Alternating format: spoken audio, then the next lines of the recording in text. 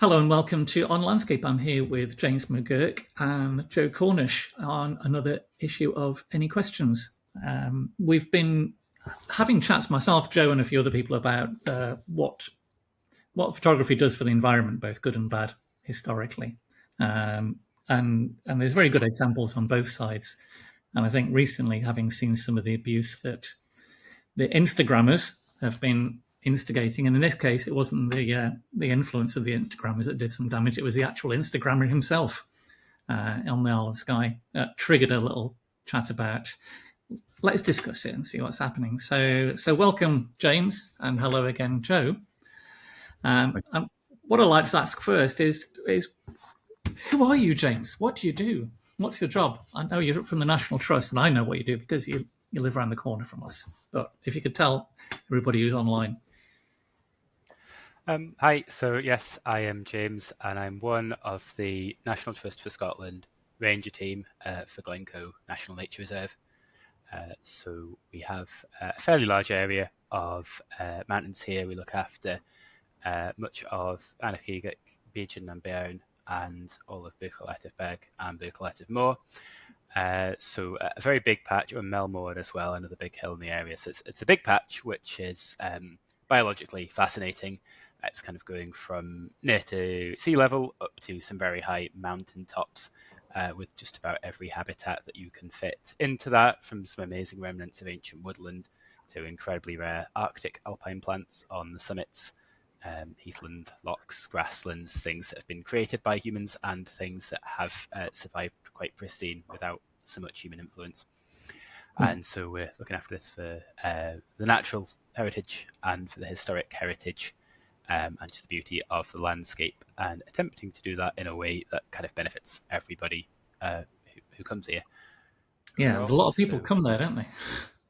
Yes, I think there might be about 2 million cars go through the middle of the nature reserve each year, because we have the 82 and the main route up to Fort William and Skye, and slightly fewer than that shooting out in the hills. I think there's a huge number of people around the roadsides, and yet some of my favourite spots in the mountains, there's a handful of climbers and botanists, and it doesn't really feel like anybody else has ever stepped into them.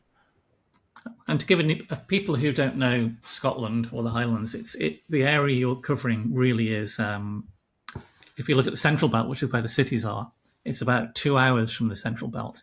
And the visitors from the cities have caused that much damage in the past that I suppose the first hour outside of Glasgow, which is a bigger city, has banned camping completely, because it's whether you agree with that choice or not, that's what they've done, and they've pushed visitors further north as it happens. And I think with the area around Glencoe is, like you say, it's on the motorway up north, essentially, isn't it? It's not really a motorway, but it's used as one almost. Yeah, still a one-lane in each direction road, that one, and many of us know it extremely well. So I'm very familiar with the territory that you cover, James, and so many questions sort of spring to mind. You mentioned 2 million cars. I'm actually really fascinated to whether you do have figures, but there are a number of people who actually leave the car park and head out into the hills, or is that a kind of impossible figure to count? It's an impossible figure to get precisely. Now we've just sort of renewed some people counters on the footpaths so that we can monitor that more precisely. We had some in the past. They did a good stint, and I think one was lost to vandalism, a couple have been lost to age. So if we renewed them, we're going to be able to get some more up-to-date figures. I think the estimates are sort of around between 60,000 and 150,000 people potentially each year, sort of walking a little distance away from the car parks. But some of those counters are quite close to them still.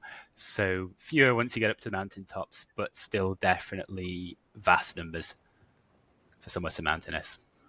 Yeah, and it's obviously fragile ecosystems abound, partly because of the steepness of the land, and the nature of the vegetation is by no means always that robust. But in particular, the steepness of the ground makes it quite loose. And any of us who've spent any time walking and climbing there know just how important it is to respect it. And so to try wherever possible to avoid damage. And of course, it is difficult often, especially if you were to walk off path. And it's also true to say that although there are numerous paths, many of them, or most of them indeed, are not engineered. So that further exacerbates the situation, I guess. Yeah, and I think those ecosystems, they're very fragile in some ways and can be quite easily damaged, but incredibly resilient in others as well, because obviously we have things that are growing on the summit of Beijing at 1,150 meters altitude and specialized to the places where the snow is lying really late in the air, and they can survive pretty much anything that weather and altitude can throw at them. But yes, then some of them much more sensitive to big human changes like extra nutrient loads or trampling or anything like that. There's been a huge amount of work here on maintaining footpaths, so where people are walking, building that lens so that people can step on it without causing any damage. And a lot longer. What would you say? I mean, I know where I think some of the busiest places are, but that's probably from as a photographer. There's a viewpoint in front of the Buccleuch Moor next to a waterfall that's on the Glen Etive Road. That is, as far as I'm aware, probably the most used bit of landscape photography real estate in the area. It's a bit of a quagmire, I think, now. I know the spot you mean, and I think I have been told, I don't quite know where the statistic came from, but that the Buccleuch Moor from that spot is the most photographed mountain in Scotland. And there's that spot, and then there's a big car park in front of the Three Sisters of Glencoe as well. Certainly for people staying close to roads, I think those are the places that get the biggest numbers. Yeah, that all makes sense. I guess we're kind of eventually heading relentlessly towards this rather horrible question, which is, do photographers do more harm than good? But before I ask that question, Tim, forgive me if I'm taking over here just at this stage, but a bit of background to my own experience working for the National Trust, because I've been a National Trust freelance photographer since 1988, and I still work and associate with the National Trust quite a lot, including this year. For me, it's been a fantastic opportunity to be involved with a great conservation organisation, and I'm hugely grateful for that. And I do feel personally a kind of element of my career, at least, has been in part very much supported and helped by working for a conservation organisation.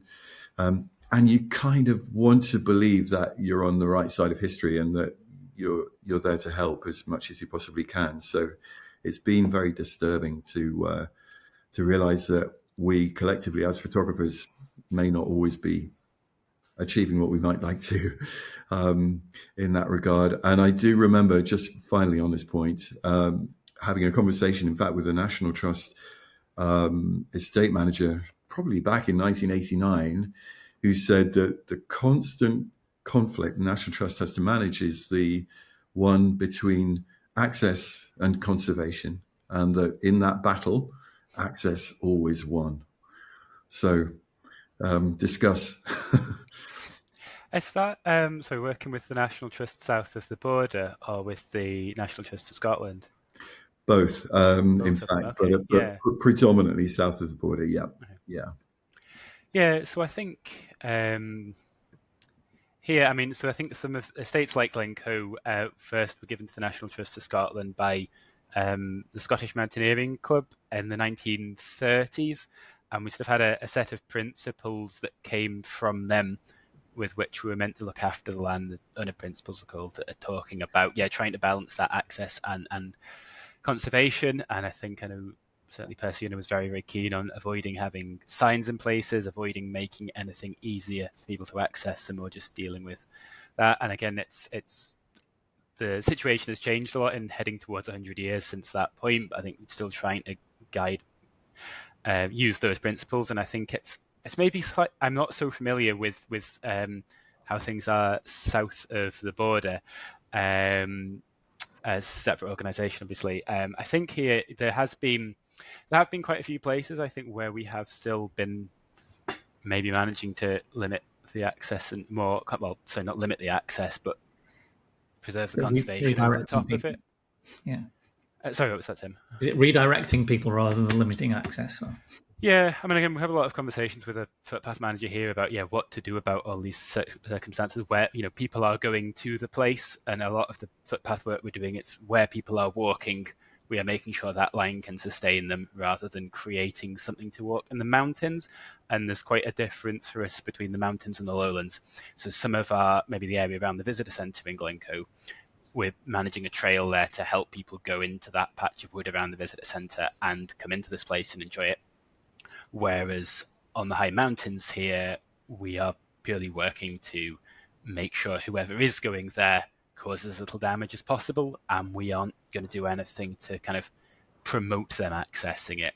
And it is a hard balance to do. And yeah, while those principles are all very well and good in practice, when you have, again, over 100,000 people potentially walking onto the mountains here,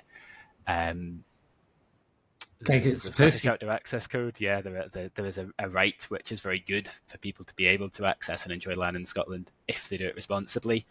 And I guess we do everything we can to try and get that balance. But I think we do the best as possible. But I would really, it's a shame sometimes that it's never easy. Yeah, because Percy on his principles basically said, "Don't do anything, don't change the land at all," and obviously by saying that you would probably damage the land more. So interventions, I presume, are just judged on how much the balance of trade-offs between, for instance, path destroying the land versus putting a stepped path in. And I think the things like the paths, I mean, I guess where there's some very good pictures that have been taken of some of these places before the path lines got put in, and you can have a 20-metre or more wide scar of erosion coming down a hill. Certainly I'm familiar with some place in the Lake District going up, which have now been repaired actually. You can see from miles away the lines people are walking on.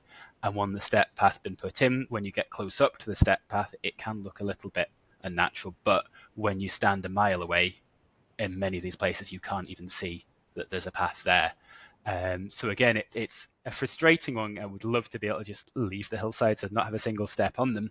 But in practice, actually, where we've got that stone pitching going up a hill for areas that are being walked a lot, you are seeing from a distance, you are seeing a much lower impact on the landscape. And again, where we've got these really fascinating and incredibly rare Arctic plants growing high up on the mountainsides, that is the way to stop them from being trampled and the way to maintain that habitat. I must say that I think that argument, or because Tim, you kind of posed the question, is probably there's so many good examples of how well engineered footpaths, and I mean engineered just in the sense of well designed and laid out and planned, to do a tremendous amount to protect the adjacent areas of landscape, which otherwise, as you know, just get wider and wider and wider, as people try to avoid getting muddy feet or wet feet or whatever. And if you do have even at times just segments, they do a really good job in creating a route that people will happily take. And on stone, you can have literally hundreds of thousands of people walking, and it doesn't do any harm, as opposed to what happens if it's bare earth. So it is a really it's a difficult one, because the idea of preserving the wild experience is very precious, I think, to many of us. But the reality is that with popular areas, it's almost impossible. A good example would be the Scafell Pike in the Lake District, which is the highest mountain in England. And it's inevitably, as a result of that, it's enormously popular. And that popularity makes it particularly prone to erosion, and it faces southwest. So, it's also very exposed to the wind and rain. And the work that the Trust did there, well, I remember photographing the path pitching process back in the early 1990s, but I'm pretty sure it's been highly successful, and it was responsible for protecting the land since then. And we also have the Cleveland Way at the back of, just up on the hill above our house here, which is, big slabs of York stone, and they're nice to walk on all times of the year. and so people do. So as a result of that, the land has been well preserved. I'm interested, James, in terms of, for example, the viewpoint that looks at the Buckle from the Glenetiv Road. It isn't actually on the National Trust land; it's on the wrong side of the river, and it is a quagmire. It's been completely denuded of vegetation. If that was National Trust land, is there what do you think would be the trade-off there? Do you think it would be some sort of boardwalk would be put in, or would the decision be fairly straightforward? Or yeah, I mean, I think I suppose I wouldn't be one on making the final decision. I'd probably be photographing that and sharing that and passing it up the chain and getting people's opinions on that. And I think it would be a case of there is actually a similar spot that has been being talked about at the moment where it's going to be, I think, trying to get people who are local stakeholders in to just chip in before a final decision is made. But I think for that, like you say, it is a quagmire and it is really heavily trampled a long way along the bank of a very boggy area.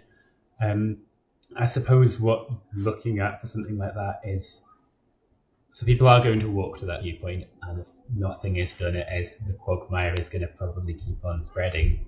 So maybe be finding some way of having probably an aggregate surface that could go through that could take one line through it, that's not going to take people anywhere new that they aren't going already, but for that spot where they are going, looking at something like an aggregate surface that people can then stand somewhere, take the photo that they're taking there, and it could contain them on that. And then I think we do some quite subtle landscaping work with the edges of that to just raise up the vegetation, and again, just quite subtly, without making it obvious where it's been done, but it takes quite a lot of work to do that.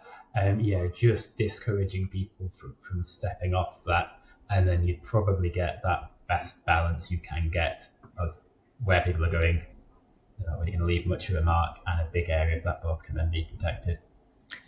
And sometimes it works, and sometimes it might. We need to just keep an eye on that and review that.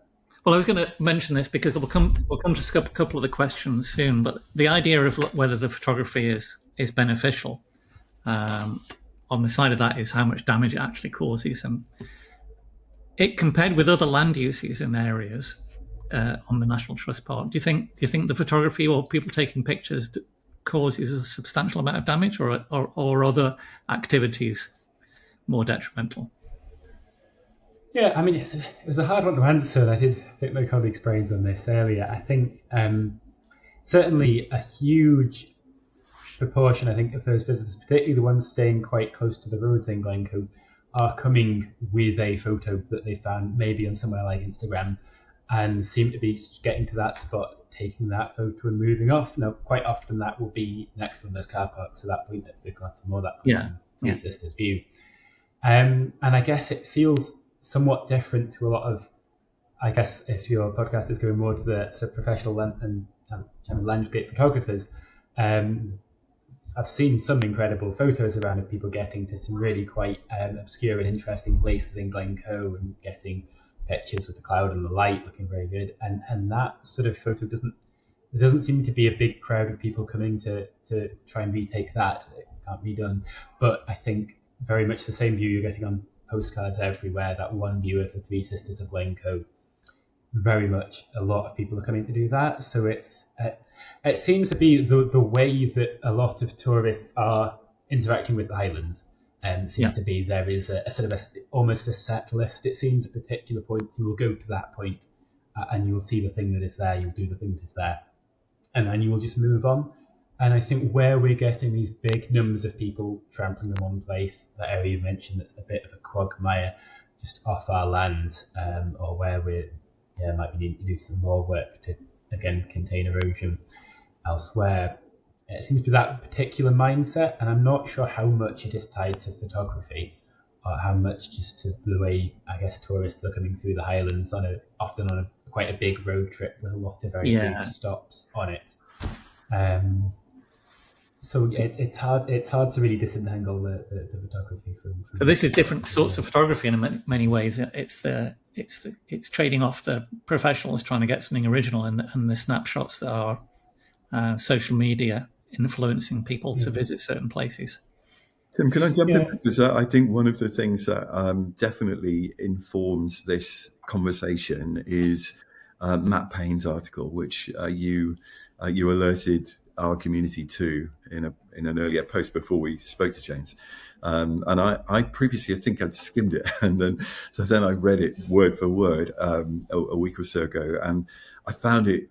I mean, Matt writes really well, and it's a really heartfelt piece of writing. I'd be interested to know if James has read it, but if not, then maybe we should just talk a little bit about that. So, can you summarise it, being as you read it more recently than I have? I'll try to.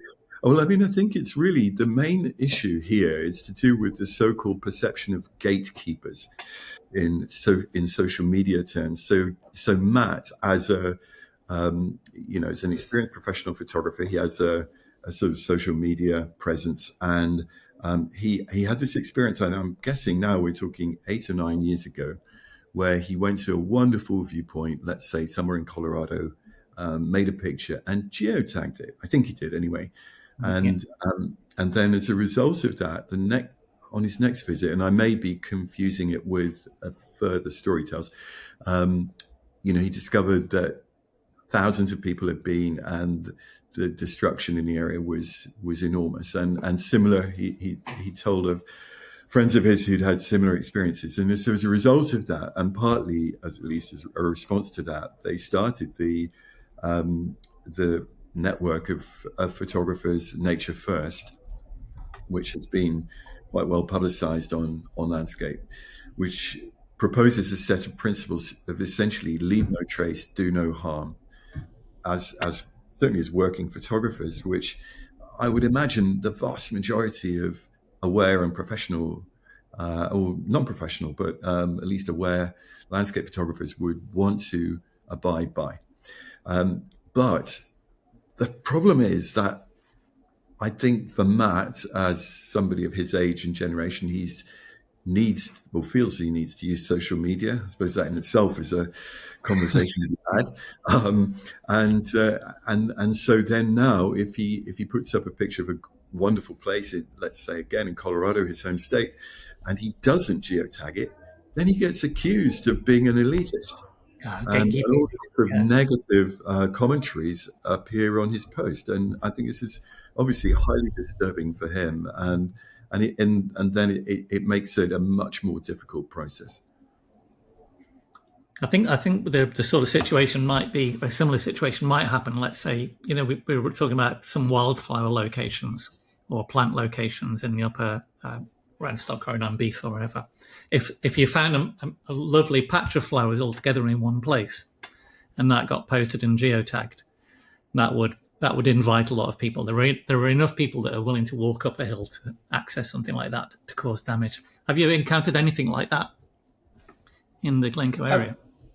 Well, funnily enough, so before I was working at Glencoe, I worked again for NTS at Ben Lowers. And Ben Lowers has got an incredibly special, I guess like Glencoe, with even some more rarer things. Mountain Arctic alpine plant community right near the summits, and amazing things there. And they were really badly harmed in the Victorian era by plant collectors. So before photography, I think, could really have reached that mountaintop, people were going up there and collecting some of these rare plants. And I think a lot of populations were, really pushed to the brink as a result of that. So it's kind of interesting. I think some of this, it's interesting to talk about with photography. I think a lot of what's coming to my mind in this discussion is just I suppose there's a general dilemma with conservation. I think Joe mentioned earlier, like balancing access and conservation. And it's the same as the places where we've got ground nesting seabirds on shores, on beaches that are really important recreational areas for people. And you've also got some things nesting on them. And how do you balance the need for people to actually get outdoors and enjoy these places for their own health and the things that live there?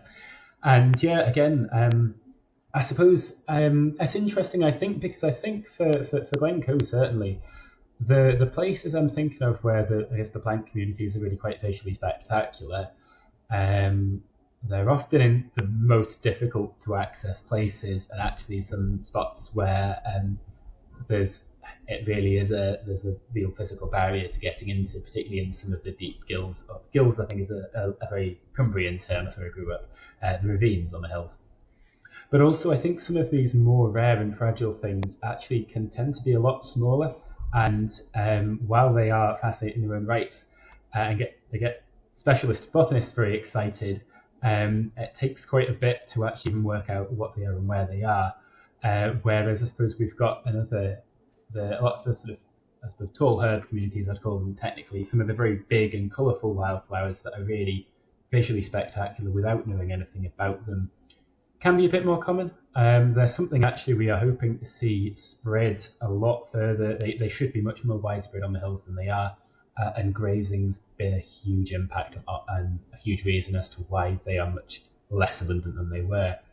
And so I guess, but some of them will be capable of sustaining much more human interaction environments. Probably still suffer from too much trampling, but maybe slightly less rare and precious, and from where they are, easier for people to view from outside of that ravine they're growing in, looking into it. So yeah, it could. I think I'm losing track of the question here. To be honest, it could definitely happen. I think that somebody is showing a photo that's making someone go to a place.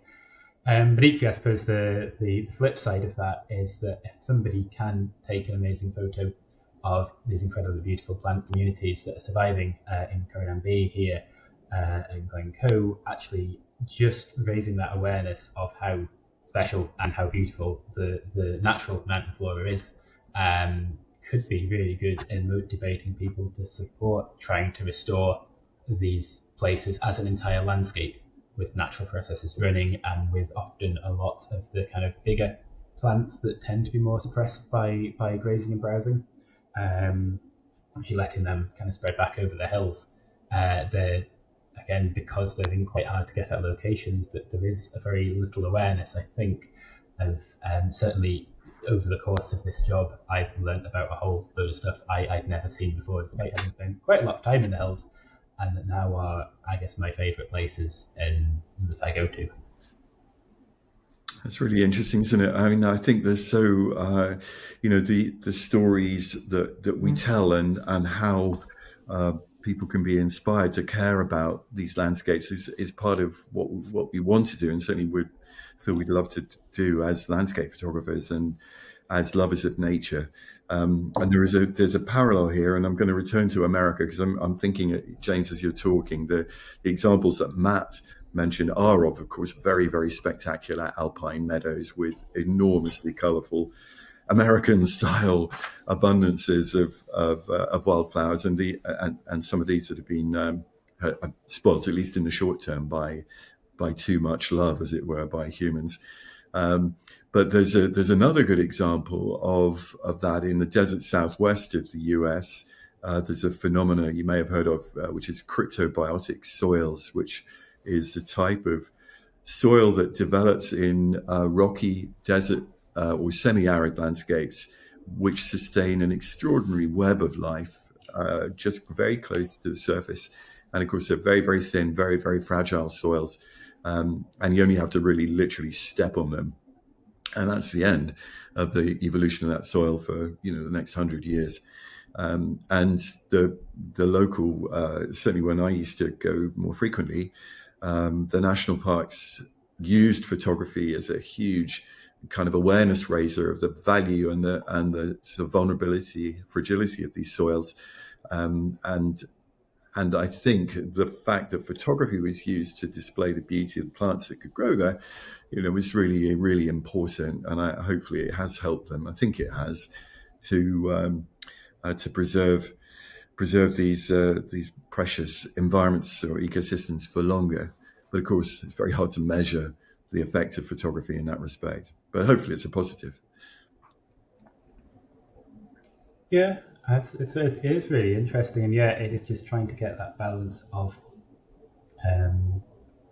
actually raising awareness of these places and how interesting they are, and how to motivate people to protect them, and also trying to stop them from being harmed in the process. I think the place I'm more worried about for us, that maybe some photos would make some places take a lot more kind of trampling and visiting than they could sustain. Particular waterfalls, I think, with swimming becoming increasingly popular and popular as a thing for people to share photos of on social media, certain waterfall locations, I think a few small number can very suddenly become honeypots and everybody will funnel to the one particular one that's been, I guess, hyped up, probably on social media, with photos being a big part of that. So I suppose there's some places, there's one area in Glencoe where we have seen a huge surge in just the last couple of years in visitors reaching, which is it's the Laddergailge waterfall, which is referred to on many online places as the meeting of three waters, which is actually a different location entirely on maps, but the name has been taken and moved in the course of publicising this place on the internet. And so there's a very spectacular waterfall right beside the main road. There's two absolutely spectacular pools. At the bottom, one direct plunge pool of this waterfall, and one just past that into a gorge. And there's a sort of shallow couple of slightly deeper sections of the stream that runs into this waterfall. And so above the waterfall in that just patch of stream, it's now massively, massively trampled, massively, massively visited for people swimming, taking photos, putting it online. And weirdly enough, there's two really spectacular spots beneath it, although people can get at them just as easily, aren't really touched. So that's an odd one, but that's a place where we have got a bit of something we need to work out what to do about this place now, because the strip of trampled and churned up ground is about 30 metres wide from just this surge of people going through it in the wet weather, particularly last August. And that took off almost overnight, didn't it? It seemed to go from nothing to huge numbers of visitors. Yes, and I think the infuriating thing with that even is just we've got a sweepstake in the office now for how many pairs of underwear we're going to find wet underwear by the side of that, because people are dipping, taking their photo, suddenly realising that it's a bit cold to walk back to the car, and it's that sort of complete lack of respect with some a tiny minority of our visitors. But I think that underpins where people cause damage. Just this tiny minority with strange lack of respect, and then the rest, I guess, you're very hopeful that with just some good education as to how to visit without causing any damage and how much these places matter, will enjoy it without leaving any harm. But that's interesting. But there are more waterfalls than that one waterfall in Glencoe. There's quite a lot more, and some of them aren't particularly visited. Some of them are. And again, I suppose a photographer it could be quite easy for somebody to make a new honeypot in Glencoe, and then a new issue somewhere else like that one happened. And that's, I think, the main place where I worry about people sort of finding a place or a photo being shared around, because you've got places that might be quite close to a road and easy for lots of people to access. And aside from that, I guess most of the places, I hope that photography will be more around sharing how special it is without causing any extra damage. Yeah. Well, a good example of probably landscape photographers doing the same thing with popularity is the actual meeting of the waters, which is incredibly popular with photographers, landscape photographers. Do you see any damage down there when you've looked around? Literally just in one spot, looking at Geiranek. Not really. Again, I'm not sure. Well, I suppose there's so there's a path, and there's actually a bridge across that gorge a little bit lower down from the meeting three waters, where there's a very, very popular path at Corrie Gal. And I guess from the area around that bridge and to one side, I've seen a lot of photos get taken of Geiranek there. I don't know if that's where you mean. No, it's the one below the house that's being renovated. Okay.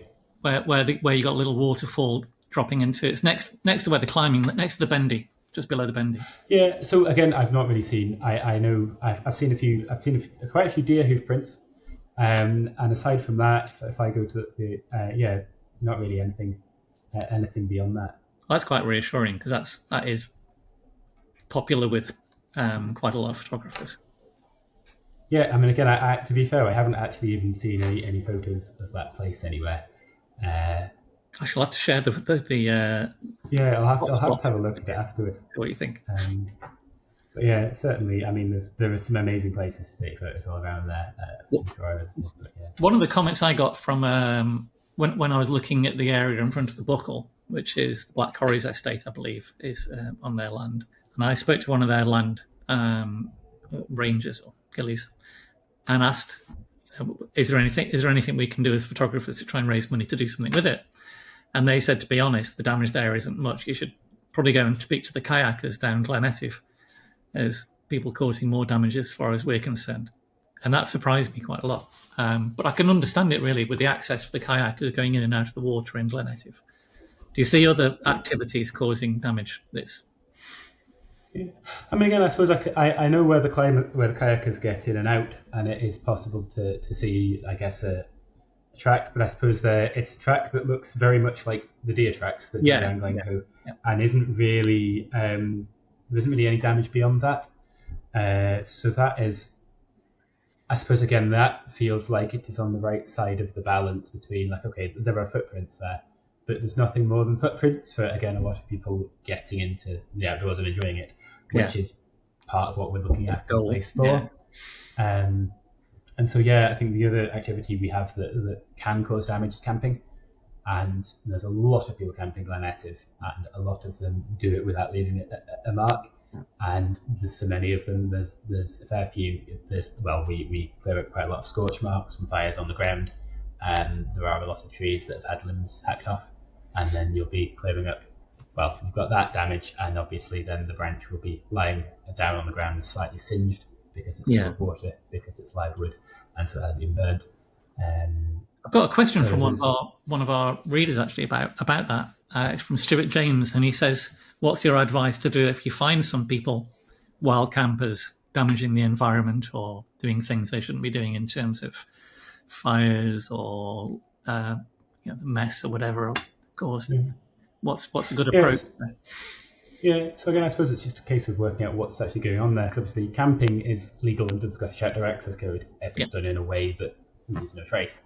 And I suppose if you are seeing something that is, particularly when there's a high wildfire risk time, if there's a fire that's responsible, I suppose that is then a criminal activity. And so if you are seeing a crime in progress, you should contact the police about it, or again, if it's a fire that's starting to spread, the fire service. But quite often there is a time when you're seeing somebody where it's sort of, they're doing something that's not quite within Scottish Outdoor Access Code, because they've got a fire on the ground or they've scavenged dead wood to burn or something like that. But it's not something that's a real big crime that's really you feel worth passing to anyone else. So I guess, what we do here is we try and at busy times go around and speak to the groups that are camping and just in a very polite way and just speak to them. And if they are doing anything, particularly with the fires, just sort of point out what the issue is with fire.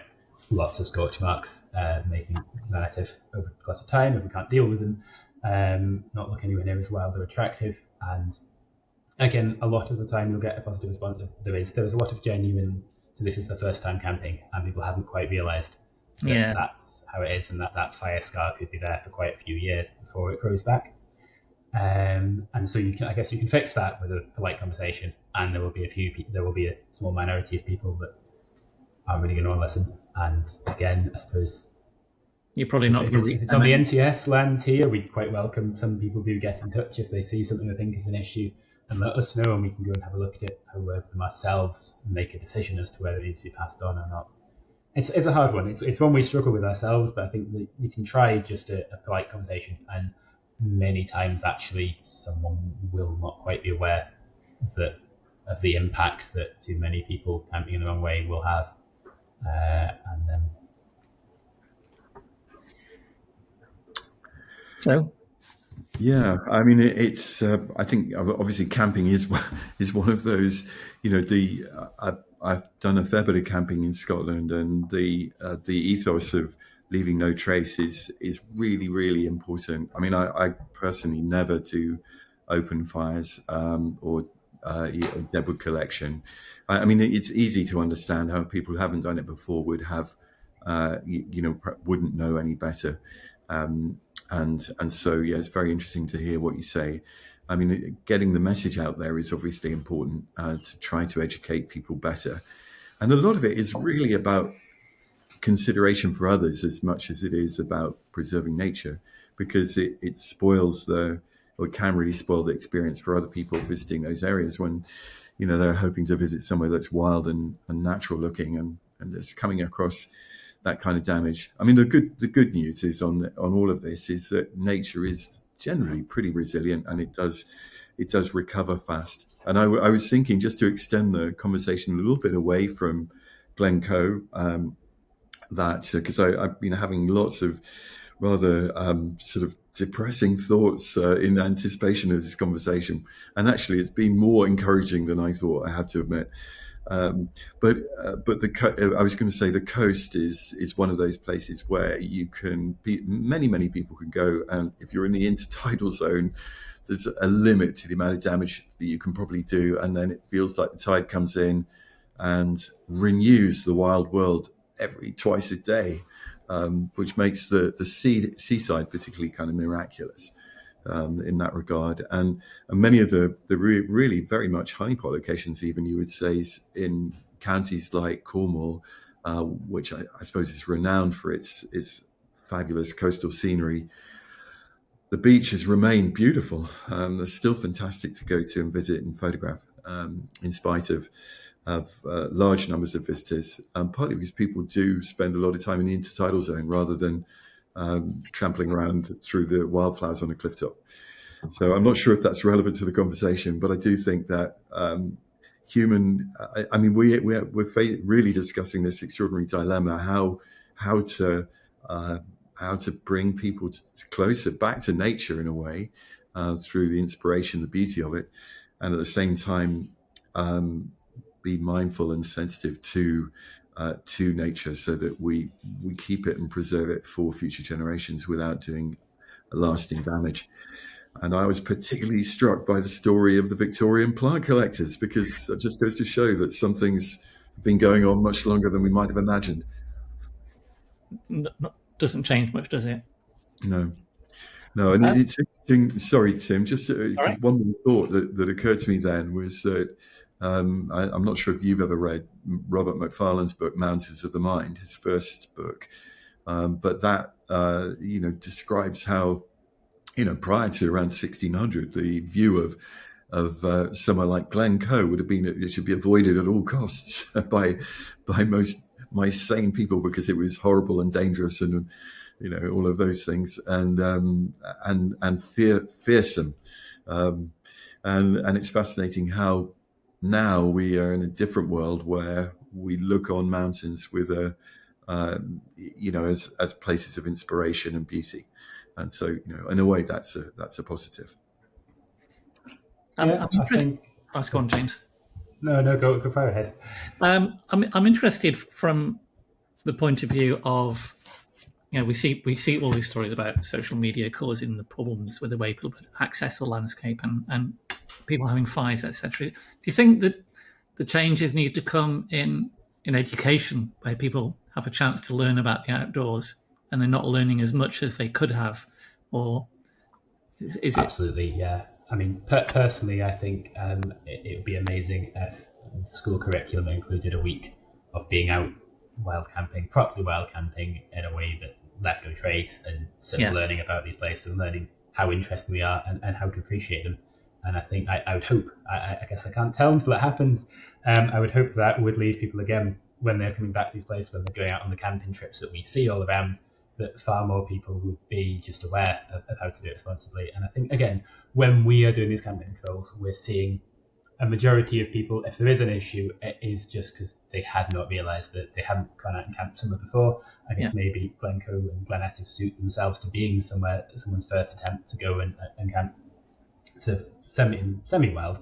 And so they're learning from that, from speaking to us. And if they already knew that, then I think, well, maybe we'd have more people coming out and camping, because more people would have just realised how amazing mountains are. But also, I think, I'm hopeful that just knowing already how to do it responsibly would change things. I know people I know in certain European countries where, I've had people stop me on the road here to ask what on earth is going on with all the fires, because they're just, the part of their education is you do not have a fire outside touching vegetation, because they've just been brought up knowing that there is a big wildfire risk and they can't do that. And I guess in Scotland we just haven't quite realised that we can have bad wildfires until the last few years and the big spring droughts, and we've had some incredibly destructive ones. I'm hopeful for that. I'm really hopeful, and we do what we can, bringing school groups onto the reserve and trying to speak to them. And it's fascinating doing it, and I would like to see more. And the big question back to is about photography. And do you think photography is a tool for good in general. So in terms of people coming to, let's say, Glencoe and taking great pictures and publicising. Yeah, I think it absolutely can be. And again, just backtracking to what Joe was saying about kind of the coasts and beaches you see on Cornwall that have huge numbers of visitors and can still look beautiful or wild. Again, I think the majority of the hills around here are in that category. A lot of people do walk up the mountains, trying to get on the Monroes or just out for the joy of them. And most places are still managing to sustain that impact. And it's what we were talking about earlier on is just a handful of locations where it's gone wrong. And so, yeah, I think there's a lot of scope for people to just reach these places without damaging them anyway. And then for photography, yeah, I can touch on. I'm really, in fact, I'm hoping I need to try and arrange for you, Tim, to come out here. I'd really like to get more photographers coming to some of the places where, I guess because they're just very inaccessible, we have got some really impressive remnants of the kind of ancient woodlands that would have covered more of the mountains here, not as one continuous blanket like you would see in a plantation, but there were a lot more trees, there were a lot more wildflowers, there were a lot more things living in them in the past. And actually, because we get so used to these days just seeing the hills as they are in many places in a landscape that's been really heavily shaped by humans, particularly since the Highland clearances in some areas, and since we had this transition away from people living out in the Highlands and often grazing animals in wood pasture on the hills through the summers, working crops in the valley floors.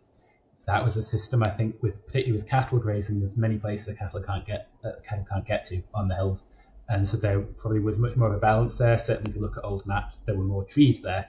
Nothing else is marked, but they are. And so I think, yeah, it's quite recent that we've had this change to the hills being quite bare and very short vegetation covering much bigger areas of them. And I think, again, you get used to that, it being normal for the mountains, and then you see some of the places around, and there's a few really impressive nature reserves around in Scotland and other places where you've got these beautiful remnants of that still there, and just being able to showcase them and show people how interesting they are, how much is living there, I think might change people's perceptions to how we should manage the landscape and maybe get more support for restoring that in a balance with all the human uses and obviously the historic heritage we've got in Glencoe, because it wasn't a pure wilderness for a very long time now. But I think for what we're doing here, it seems like some of that history can be restored at the same time as some of the wilderness. So yeah, I think there's the scope for photography. I would like to see more showing off. Certainly, even I guess particularly one of my interests is art quite a lot, and I see in a lot of. I guess I pay a lot more attention to. I go out looking for paintings of landscapes more than photos a bit. And you see in many of them, while they're fantastic artworks, a lot of the trees have actually been kind of smoothed out in the process of making composition. And again, a lot of these photos you're seeing on postcards of the place, or that people might be coming to the Three Sisters car park and viewpoint in Glencoe to see, have been from that very, very open, broad landscape, which is spectacular in its way. But then I guess once you really start looking closely at Glencoe, you've got some incredibly ancient trees scattered around in all kinds of weird and beautiful and contorted shapes. You've got flowers of the life there. Tawny owls, which are a very strictly woodland animal, supposedly managing to live right out in the glen, and just a handful of old trees. And so, yeah, just telling that story, I think, would be really well done, and photography is a great tool for doing that. Well, if you ever thinking of the two of you going out and finding some of these lost places, do include me in your plans. I'd love to find them. We should do that, definitely. Sounds great. It was looking at more detail as well. In fact, looking at what's under your feet and around you, not necessarily the big views, is what could be more of interest. And we get a lot of pictures of mountains, but I think the context of the mountains is quite interesting. And also, I think, Tim, you were showing me earlier some remarkable geological details from your area. And although obviously they are nowhere near as vulnerable to damage as plants and vegetation, in fact, not really vulnerable at all, but they show the kind of richness and the complexity of your area in a different kind of way. And those kinds of things photographers, I think, can contribute to by helping increase the understanding of the history of the area, the geological history, which is so extremely complex and fascinating. So yeah, I'd love to see more of that. But I must say it's actually very encouraging to hear James's point of view about it, because I was wondering if this conversation would be going down a road of, well, we should stop taking pictures because it's attracting too many people to the area. But of course, that's not going to change, especially with the A82 running right through the heart of the landscape. There will always be many people and many people stopping, and those famous viewpoints and whatnot. And in a way, it seems to me that although my heart sinks slightly when I see those car parks on the main Glencoe Road, which have been completely re-engineered over the last 3 or 4 years, and of course there's always dozens and dozens of cars and coaches parked there now. At the same time, it does mean it concentrates the activity in those areas. People can get out, take pictures, and effectively they're not doing any damage at all. So maybe that's for the best. Yeah, reminds me of the average distance walked by Lake District tourists was something like about 30 yards, which wasn't quite out the car park. I mean, I suppose if people aren't walking far, they aren't causing much damage, but I guess I find it a bit tragic. I suppose if people have come to Glencoe and that's all they've seen, I guess for some people it's all they can fit into the holiday, and that's fair enough. But there's so much in not just Glencoe, all of the areas here. There's so much to see, and I guess if all you were seeing is what's near to the road, it feels like people are missing out a little bit. So yeah, I think we're coming to the areas, but it would be nice to just come back to that balance, try to get them to see more. I mean, I think it's fair to say that Scotland generally still has vast open areas, both of open moorland, heathland, mountains, and woodland, of course, and most of it remains pretty much not untouched, because of course there's been land use there of various kinds, including lots of grazing in the past, but it's very biodiverse compared to somewhere like the lakes, mainly because the land use has been much lighter over that period, and I'm lucky enough to have walked widely in the Northwest Highlands a lot in the last few years, and it's still it's just fantastically beautiful. I think what this conversation really ultimately is going to probably come back to is, or at least I think we should address it perhaps one more time, is the whole question of geotagging and social media. And unfortunately, since I don't use social media at all, I'm not in a position to comment. So Tim, perhaps you've got some further views. And do we have any more questions from the community? Well, we've had most of the questions, because there was a lot of questions very similar, and I'll just mention who asked them. Christopher Geis was asking about the damage that the photographers make, and particularly workshops and things, but it looks like the volume of people doing workshops isn't actually causing much damage comparing with the tourists. And Mike Jones was asking about what values people have and what's failed, and I think we came to the conclusion about the not teaching people in school basic ideas about the outdoors. And I think it's interesting. That's come about probably because of Child Welfare Act, in terms, because I know a lot of the schools that I speak to, a lot of people of my age, and they were taken out just by a school teacher on their own, or a friend, or whoever, as a group of people. And that's very difficult to do that, I think, these days. Stuart James was asking about what to do about wild campers, and Rob Sykes again was asking what's gone wrong in terms of influences. And I think it's difficult to say with the influences.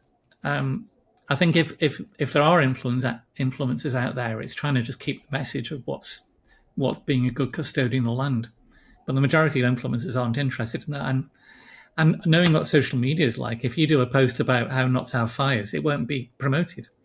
Whereas you do a post about wild swimming or having a fire, camping outside your next to the river, it will be promoted, because that's the way social media works, sadly. I do have one last question about, is it better to concentrate people in a smaller area, or to promote more areas and trying to get them to spread out and look at different areas? It's a tough question in terms of photography, because if we go out and photograph some new areas, say up Stubcarron and Beath, or the back of the Lost Valley in the gully there, and lots of people go in that direction. Is that worse than just saying let's leave it as it is, and there's some, we know where people go? Yeah, it's a slightly hard one to answer, I think, because there's just some balance is what's right. Yeah. And I think, obviously, if people are all in the same area, lots of other places have sort of spared that impact, but also, I guess, I would not myself want to just be sort of contained into a tiny area and funnel around and just go to that and leave the rest of it untouched. Like, that's not how my head works. And so I can't really say to anyone, well, I should be allowed to go and explore everywhere I want to, but you can't. So I suppose we've got to just set up places so that we have got places that when people want to have that very short stop that some people are having in Glencoe, for instance, there is somewhere that can sustain a lot of people having quite a short stop and still see somewhere nice, but also, I guess, with trying to, we can't force people to do that. And I think from what I'm taking away from this is the damage. The number of people doing landscape photography is minimal compared with the number of people going out there and being tourists. And the number of influencers that are just putting pictures out there, after picture after picture after picture, are way more than landscape photographers. So even if we went out and killed all the landscape photographers overnight, I don't think it would have a major impact on the land. We won't do that. It pays my bills. But yeah, I'm taking away the fact that the photography can benefit things, and I don't think landscape photographers damage things. But so the more interested and varied photographs with some context around them would be valuable. That's isn't it, James? So I was going to say, it does seem like the educational side is critical here, isn't it? And your point both of you have made is that more education from a young age is critical, but at the same time, it's also important to keep the general public of any age informed about the fragility and the beauty of the natural world, or those areas that we call natural, at least, that remain. And I do think that, well, certainly the trust south of the border, who I worked with for many years on conservation, use photography constantly as a kind of primary tool of communication, as a way of inspiring people to get outdoors, to get excited about nature, and also, in many cases, to contribute funds to support conservation projects. So, I know that has been a positive impact from that. I think, Tim, you and I will be aware of also, these are more sort of headline projects, but in the past, photographers have contributed in ways maybe they couldn't have anticipated would make a huge difference to preserving major landscapes, such as the Tasmanian Franklin Gordon River Gorge system. Peter Dombrovskis' picture there was literally the key element that brought the Australian public on side with the campaign to prevent that river system being dammed. We can cite examples in the States of huge areas of Alaska that were preserved as national parks as a result of Ansel Adams' photographs and so on. So there are examples. That's actually a really interesting point as well, because we recently had a planning application put in for a lot of mobile phone transmitters, 5G stations, in order to replace the existing emergency services networks.